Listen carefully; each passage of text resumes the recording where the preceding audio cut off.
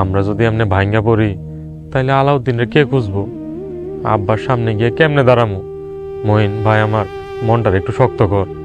বড় ভাই সব ভিডিওটিতে দেখা যায় পারিবারিক বিভিন্ন জটিলতা এবং ভুল বোঝাবুঝির কারণে নাটকের চরিত্ররা বিভিন্ন পরিস্থিতির মধ্য দিয়ে যাচ্ছে।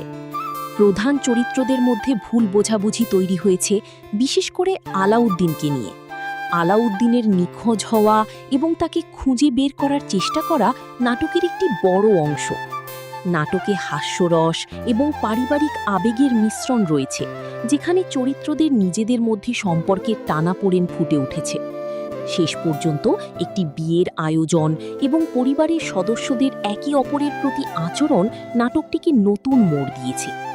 তো বন্ধুরা, এখন আপনাদেরকে জানিয়ে দিব সত্যের মৃত্যু নেই নাটকের ৪৬ নম্বর পর্বটি কবে আসবে। সেটি জানার আগে অবশ্যই আমাদের চ্যানেলটিকে সাবস্ক্রাইব করবেন, কারণ আমাদের এই চ্যানেলে এরকম নাটকের আপডেটগুলো দিয়ে থাকি। তো বন্ধুরা, সত্যের মৃত্যু নেই নাটকের ৪৬ নম্বর পর্বটি আগামীকাল দুপুর ৩টায় শুধুমাত্র ঈগল ড্রামা সিরিজ ইউটিউব চ্যানেলে প্রচারিত হবে। আর একটি রিভিউ ভিডিও বানাতে ১ ঘন্টা সময় লাগে, কিন্তু একটা লাইক দিতে ১ সেকেন্ড সময় লাগে না, তাই একটা লাইক দিবেন। আর আমাদের এই ভিডিওটি কে কোন জেলা থেকে দেখছেন অবশ্যই কমেন্ট করবেন, কারণ আপনাদের কমেন্টগুলো পরবর্তী পর্বে উল্লেখ করা হবে। দেখা হবে নতুন কোনো ভিডিওতে। সেই পর্যন্ত সবাই ভালো থাকুন, সুস্থ থাকুন। ধন্যবাদ সবাইকে।